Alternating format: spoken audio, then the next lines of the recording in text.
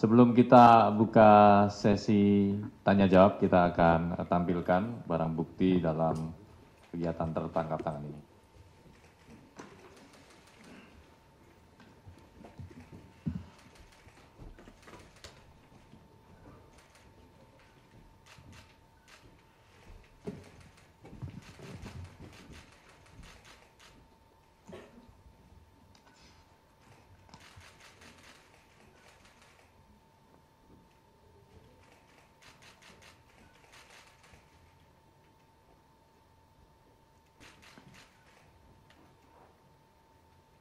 Barang bukti berupa uang tunai dalam bentuk mata uang rupiah senilai 500 juta yang diamankan pada tanggal 7 November hari Jumat. Saat penyerahan yang dilakukan oleh saudara YUM kepada saudara SUG melalui NNK selaku kerabat dari saudara SUG.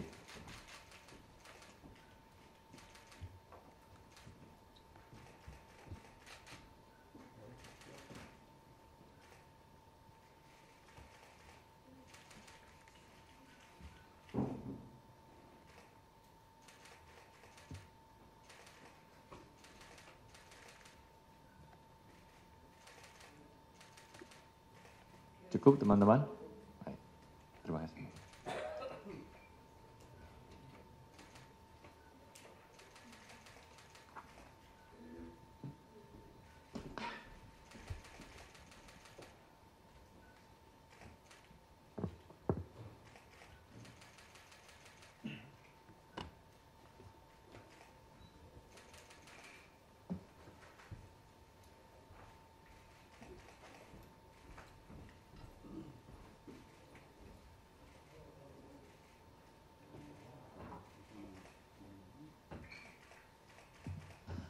Baik, teman-teman, kita akan buka sesi tanya jawab khusus perkara ini.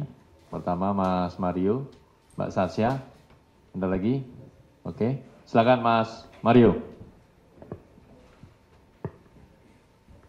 Yang pertama yang ingin saya tanyakan sebenarnya apa peran dari adik dari Bupati ini, saudara siapa ini? Ya, saudara Eli. ya, perannya. Terus kemudian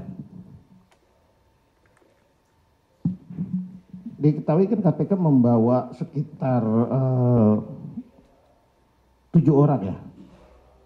Nah, di sini ya sempat ada mantan Direktur Utama Perumda Sari Gunung. Nah, ini yang juga turut diamankan Kokoh Priyo Utomo.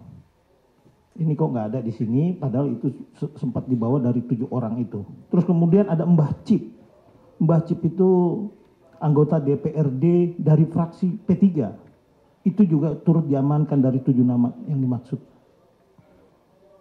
Nah, kemudian kira-kira apa peran dari yang saya sebutkan tadi. Nah, kemudian pertanyaan saya, apakah sampai saat ini KPK sudah memilah?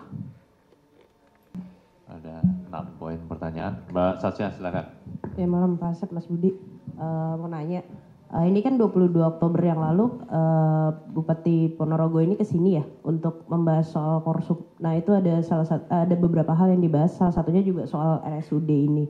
Nah, apakah temuan dari Korsup itu, karena kan Korsup itu sudah menemukan adanya kejanggalan dalam di proyek RSUD itu, termasuk juga yang salah satu yang disentil adalah Museum Reok yang juga pernah dilaporin ke sini. Nah, itu pertanyaannya adalah apakah data yang melatari OTT ini juga berasal dari Korsup? Itu yang pertama. Yang kedua, kan yang pembangunan Museum Reok itu juga udah pernah dilaporin ke sini dan sekarang bupatinya juga ketangkep gitu, yang dilaporin juga gitu.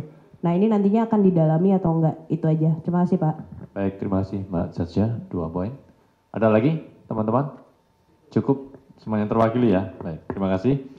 Monggo Pak Deputi. Baik, terima kasih Mas Jubir, Mas Budi, terima kasih Mas Mario dan Mbak Tasya yang sudah mewakili rekan-rekan. Nah, ini enaknya kalau jam segini itu pertanyaannya tidak terlalu banyak gitu ya. Sudah agak ngantuk-ngantuk sama. Baik, dari Mas Mario ini nggak tahu saya ini apakah baterainya ini selalu full charge sehingga pertanyaan selalu banyak gitu ya. Enggak, jam berapa tetap banyak pertanyaannya. Baik, yang pertama adalah terkait dengan peran adiknya Bupati.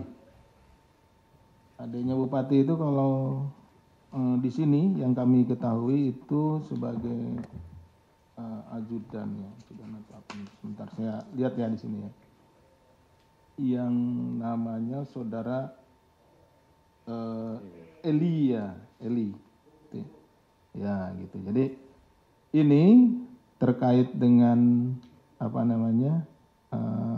di klaster yang kedua pengadaan proyek. Jadi Pak Bupati Ponorogo ini selalu tidak langsung untuk menerima uang. Ya. Jadi ketika diberikan sejumlah uang, gitu ya, itu khususnya dari dalam hal ini yang kita ketahui ini dari saudara YM, ya, dia tidak mau langsung menerima, jadi dilewatkan kepada saudaranya.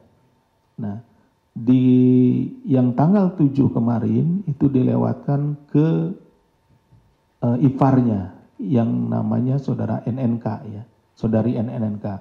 Kemudian untuk yang uang dari proyek yang di RSUD itu dilewatkan ke saudara Eli, ya, ELY. Ini tahun 2024, itu sekitar 950 juta dan 450 juta. Jadi dilewatkannya itu ke saudaranya dan juga ke ajudannya. Itu jadi tidak langsung, jadi dia melalui layering.